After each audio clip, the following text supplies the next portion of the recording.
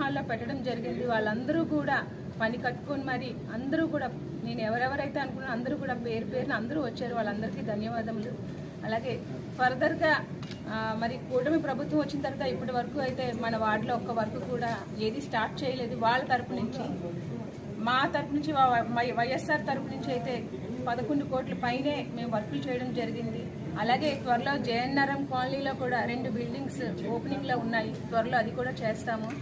మరి ఈ ప్రభుత్వం వచ్చిన తర్వాత ఇప్పటి వరకు అయితే ఒక్క వర్క్ కూడా స్టార్ట్ అవ్వలేదు. సరికదా మేము తెచ్చిన వర్కులు కూడా కొంచెం ఆటంకాలు పెడుతూ ఇప్పటి వరకు అవి కూడా స్టార్ట్ చేయలేదు.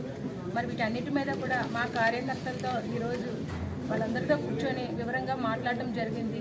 అలాగే ఫర్దర్గా మేమేం చేయాలి, ఇంకా మా వార్డు తరపు నుంచి ఇంకా మాకు 9 నెలలు గ్యాప్ టైం ఉంది. మరి ఈ టైంలో మాకున్న మేమైతే ఏదైతే మాట ఇచ్చామో ప్రతిదీ ఇప్పటివరకు ఫుల్ఫిల్ చేసేసాము.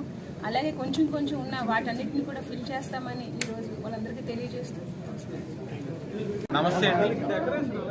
ఈరోజు పార్టీ 1 వార్డు కొడుగుడ్ల పూర్ణిమ గారు కార్పొరేటర్ గారు శ్రీధర్ని మాట్లాడుతుంది ఏంటంటే మా మ్యారేజ్ డే సందర్భంగా కార్యకర్తలందరూ ఇక్కడ విచ్చేసి ఈ కార్యక్రమం జరిపించారు. అయితే వాళ్ళందరికీ ప్రత్యేకమైన ధన్యవాదాలు తెలుపుతూ మా వార్డు తరఫున అందరికీ ధన్యవాదాలు తెలుపుతున్నాం, పెద్దల నుంచి చిన్నపిల్లల వరకు. అదేవిధంగా మా బొత్స సత్యనారాయణ గారికి, మా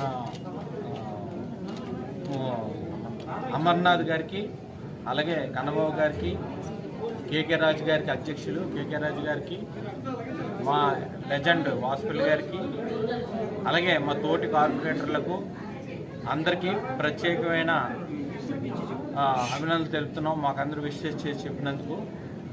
అదే కాకుండా